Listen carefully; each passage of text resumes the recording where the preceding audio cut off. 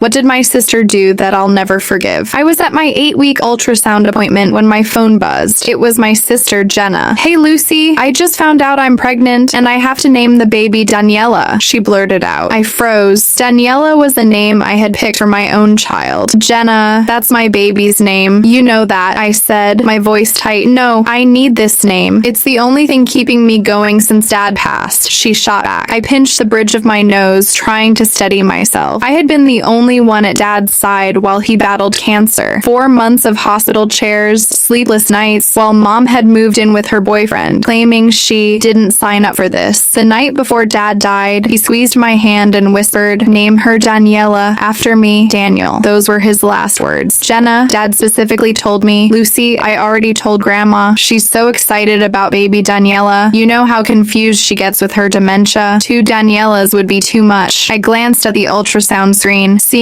my daughter's tiny form just 8 weeks along. Daniela, already in my heart. "We'll talk about this later," I said, trying to calm my racing thoughts. By the time I got home, Mom was standing at my door, arms crossed. "You need to pick another name," she announced without a hello. "Mom, Jenna's already set on Daniela." Noah, my husband, looked up from assembling the crib. "Are you serious right now?" "I co-signed your mortgage," Mom snapped, her voice icy. "I pay your car insurance, your phone bill. Jenna's had 3 miscarriages. Let your sister have this one thing, or I cut you off." The pressure was suffocating, but I refused to budge. The breaking point came 22 hours into labor. I was exhausted, vulnerable, every muscle screaming. Mom and Jenna arrived at the hospital. "Last chance to be reasonable," Mom said, leaning over me between contractions. "Jenna's only 2 months behind you. Do you really want the family torn apart over this?" Jenna was sobbing, one hand on her belly. "Baby Daniela is the only reason I'm here." I groaned through the pain. "Fine, just please leave so I can have my baby." 3 hours after giving birth, cradling my daughter, Mom returned with a smug smile. "Good news. I called Brad to come support Jenna through this emotional time. He's so excited to be a dad." The color drained from Jenna's face. "You called who?" she asked, panic creeping in. "Brad, your baby's father," Mom said cheerfully. Jenna jumped up so fast she knocked over a water pitcher. I need to go. Morning sickness." But Brad was already stepping through the door. He looked at me holding my daughter, eyes lighting up. "Wow. Congratulations, Lucy." Then he turned to Jenna confused. "Wait, you're pregnant? Since when?" Mom laughed nervously. 7 months along with your daughter, Daniela." Brad stared at her for a long moment, then laughed in disbelief. "Impossible. I had a vasectomy 3 years ago, before we even dated. I told you on our first date I never wanted kids." The room went silent, except for the beeping of my heart monitor. "The vasectomy must have failed," Jenna said hesitantly. Brad pulled out his phone. "I get tested every year. Here's last month's results. 0 sperm count." He looked between all of us, realization dawning. "Oh my gosh, is this about the inheritance thing?" he asked. "You called me last month asking me to play along for some family money, offering 10 grand to show up at family events." Jenna's face paled. Mom whispered, almost inaudibly, "Grandma was going to leave everything to Lucy." Jenna exploded. "I had to do something. I lied about being pregnant. It made Grandma so happy." I thought of the ultrasounds she'd sent me, Google images she'd passed off as her own, the fake morning sickness she claimed to have. My mind snapped. Hours of labor, months of guilt, years of manipulation. My hands shot toward her belly, ready to expose her. But then I felt it. A real bump. My hands froze in shock. "You're actually pregnant?" I whispered. Jenna went completely still. Brad's eyes narrowed toward Noah. "Well, it's not mine." "Whose is it?" Noah went pale, his face draining of color. Brad stepped closer, eyes locked on him. I asked, my voice shaking, "Whose baby is it?" Noah's mouth opened and closed like a fish out of water, but no words came. His hands gripped the arms of the hospital chair until his knuckles turned white. The silence stretched painfully, everyone watching him struggle to speak. Even Mom stopped talking, her lips pressed tight as she stared. Sweat trickled down Brad's forehead, sliding along his temple. He crossed his arms, holding my gaze without flinching. Just then, the nurse pushed the door open and scanned the room. "Is everything okay in here?" We can hear raised voices at the nurse's station. I shifted Daniela in my arms and pointed toward my mom and Jenna. "I need my visitor list updated right now. From this moment on, only medical staff are allowed in here." The nurse gave me a sharp nod and pulled out her tablet to update the chart. My mom's face turned beet red. She launched into a rant about her rights as a grandmother, her voice rising with every word. The nurse stayed calm, but she called for backup. 2 more nurses appeared, forming a barrier around Mom and Jenna, slowly steering steering them toward the door. Mom clutched the door frame with both hands, digging in her heels, but the nurses kept pushing. Jenna followed behind, one hand on her swollen belly, making no effort to resist. Brad slipped past them all, muttering something about having said what he came to say. Noah just sat frozen in his chair, staring at the floor, chest heaving. When the door finally shut, Noah jumped up so fast his chair screeched against the tile. "I need some air," he blurted, rushing out before I could stop him. I sat there, cradling Daniela against my chest, feeling the warmth and weight of her tiny body. Dad's last words echoed in my mind, the promise I'd made to name her after him. That promise felt more sacred now than ever. With my world falling apart, my phone buzzed nonstop on the bedside table. Text after text from Mom lit up the screen. She threatened to cancel my car insurance immediately if I didn't let her back in. Then came threats about the phone bill. Finally, she wrote that she'd call the bank and pull her name from the mortgage. I switched the phone to silent and focused on Daniela. She latched onto me, her small fingers curling around mine as she fed. The financial threat seemed almost laughable compared to the possibility that my husband had gotten my sister pregnant. Hours passed. The sun dipped below the horizon, leaving the hospital room dim and quiet. Around 10 p.m., my phone lit up again, this time with messages from Jenna. Paragraphs of apologies poured in, admitting the pregnancy was a fake scheme. But every time I asked the only question that mattered, was Noah the father of her real baby? She dodged it. Her replies were nothing but crying emojis and question marks. Her silence told me everything. My chest tightened, and I had to force myself to breathe steadily so I wouldn't upset Daniela. The wall clock inched past midnight when I heard the door creak open. Noah slipped back in, slumping into the chair beside my bed. His shirt was wrinkled, and he smelled faintly of exhaust, like he'd been pacing the parking garage. I waited until his fidgeting stilled before asking outright about Jenna. He admitted they'd been texting privately for months, but he swore it was only emotional, never physical. He claimed Jenna had been crushed over Dad's illness and needed someone to lean on since I was always at the hospital. Each excuse only raised more questions. His timeline didn't add up. The details kept shifting. I turned my back to him, pretending to sleep while my mind raced. Morning brought a knock at the door. The patient advocate stepped inside, carrying a stack of forms. I signed official visitor restrictions, listing only Noah on the approved list. My hand shook as I wrote. The advocate noticed and quietly handed me pamphlets on legal help and postpartum support. She told me situations like mine were far more common than people realized. An hour later, the birth certificate clerk rolled in her cart. She spread the paperwork across the tray table. When she asked for the baby's name, I wrote Daniela without hesitation. It was the one thing I was sure of. Noah signed too, though the pen trembled in his hand. Everything else in our marriage felt fragile, but at least our daughter carried the name Dad had wanted. Down the hall, Mom's voice rang out again. She demanded to see her granddaughter, threatening lawsuits against the hospital. Her shouts carried until security arrived. Their radios crackled as they escorted her away, her voice fading down the corridor. She yelled about elder abuse until the elevator doors finally cut her off. The patient advocate returned 20 minutes later with a folder of papers. She explained that Mom's financial threats, car insurance, phone bill, mortgage, could count as economic abuse. She left me numbers for legal aid and resources for cutting ties with toxic family members. Noah picked up one of the pamphlets, his jaw tightening as he skimmed it. After she left, I turned to him. "We need a paternity test for Jenna's baby. No more games. I need the truth." He agreed immediately, too easily, which only made me wonder, was he innocent or just calling my bluff? Together, we searched online for labs that offered prenatal testing. The first one quoted $2,000 and required Jenna's consent. Results would take 2 weeks. My chest squeezed at the cost, but I needed answers. I scribbled numbers on the hospital notepad. Our expenses versus what Mom covered. Car insurance, $250 a month. Phone bill, $120. Mortgage, the real monster. Without Mom's cosign, refinancing would mean qualifying on just our salaries. Noah suggested asking his parents for help. I wasn't ready to drag more family into the wreckage. 2 days later, discharge day arrived. A nurse wheeled me out, Daniela snug in her car seat. Noah drove us home in tense silence. On the way, I told him, "You're sleeping on the couch until this is sorted out." He didn't argue, just nodded. That night, he quietly carried his pillow downstairs while I settled Daniela into the nursery we'd spent months preparing together. But as I sat in that room, watching her tiny chest rise and fall, I couldn't shake the feeling that the life I thought I'd built was already crumbling around me. I rifled through drawers, looking for anything that seemed off, and found receipts scattered over the past few months. Most were normal, diapers, formula. But then I stumbled on Noah's credit card statement from last next month. 3 charges at a gas station just a couple of blocks from Jenna's apartment. On nights he claimed he was working late. My hands shook as I put the papers back, forcing myself to focus on feeding Daniela instead of breaking down. The next morning, I called the number on the patient advocate's pamphlet and scheduled a free consultation with an attorney who specialized in family financial abuse. The assistant said cases like mine were common and could fit me in 3 days. For the first time since Brad had shown up, I felt a flicker of hope. 3 days later, Noah's mom watched Daniela while I drove downtown to the lawyer's office. She was about mom's age, calm and attentive, listening without interrupting as I recounted everything, from dad's passing to mom's threats. She pulled out a legal pad, taking notes on power of attorney and something called a conservatorship for grandma. "This is definitely abuse," she said, pointing to the financial threats. "Document everything. We'll build your case." She agreed to take my case for a reduced fee and gave me homework. Gather every scrap of evidence I could find. That night, scrolling through social media, I saw Jenna post a new ultrasound with little hearts all around it. I saved it and did a reverse image search like I had with her previous fake ones. Nothing came up. This time it was real, and it made everything more complicated. I needed Noah's insurance info for the attorney, so I logged into his email while he was downstairs. While searching, I noticed an old rideshare receipt. Pick up, our house. Drop off, a street I didn't recognize. I typed it into Google Maps, 2 blocks from Jenna's apartment, and the date matched a night he'd claimed to be at a work dinner 6 weeks ago. My stomach dropped as pieces started clicking together. I printed the receipt with trembling hands and waited for Noah to come upstairs. When he entered, I held it up. His face shifted from confusion to guilt almost instantly. He stumbled through excuses about Jenna calling him drunk at a bar, crying after another fight with mom. She needed a ride, he said. He didn't want to worry me while dad was in hospice, but every word made him look worse. He'd lied about being at a work dinner. I asked why he'd dropped her off 2 blocks away instead of at her building. She wanted to walk, he said, avoiding my eyes. His expression told me he was making it up on the spot. The next morning, an email from the lab arrived with consent forms for the paternity test. They needed Jenna's signature because the test required her baby's DNA. I forwarded the forms with a text. I'd pay the full $2,000 if she agreed. 20 minutes later, she replied, accusing me of trying to destroy our family over nothing. I didn't respond. There was nothing left to say until we had proof. That afternoon, while nursing Daniela, my phone buzzed with a voicemail from mom. Cold and sharp, she threatened to cut off all financial support if I went through with the testing. Mortgage, car insurance, phone bill, even the streaming accounts she'd added. She gave me 24 hours to drop this ridiculous investigation, or we'd be left with nothing. I saved the voicemail and forwarded it to my attorney with a note about the escalating threats. Within an hour, she called back, asking me to come in the next day. At her office, she already had plans for refinancing without a co-signer. She showed me how Noah's income alone could cover the mortgage if we put down another $10,000. She had a list of cheaper car insurance and phone plans, and contacts for 3 financial advisors who specialized in helping people leave abusive family situations. The path forward existed, but the numbers made my head spin. 2 weeks later, at Daniela's first pediatrician appointment, I filled out all the emergency contact paperwork listing only myself. The nurse asked about other family members. I shook my head without explaining. The doctor noticed my tension and handed me a postpartum depression screening form. I answered honestly. My score was high enough to consider medication, but I refused while breastfeeding. She gave me pamphlets for support groups and breathing exercises instead. A few days later, Jenna texted, asking to meet while mom was at work. I suggested a coffee shop downtown. She arrived the next morning, sitting in a corner booth looking smaller than ever. She agreed to do the test if I covered all expenses and promised not to tell mom until results were in. She signed the consent forms with hands so shaky she could barely hold the pen. The following week, we all went to the lab. Noah went first for the cheek swab while I stayed with Daniela. Jenna gave a blood sample for the baby's DNA. The technician explained chain of custody rules, sealing everything with tape and signatures. Jenna wouldn't look at either of us the whole time. 2 days later, the lab called. Mom had tried to block the testing, claiming identity theft. The supervisor assured me this was common in paternity cases and verified consent with both me and Jenna. Testing would proceed. That night, Noah finally admitted he'd gone to Jenna's apartment 6 weeks ago. Mom had been pressuring him at work about me and the baby's name. He claimed he only talked to Jenna for an hour and insisted nothing happened. Trust had already shattered. I started keeping a journal, documenting every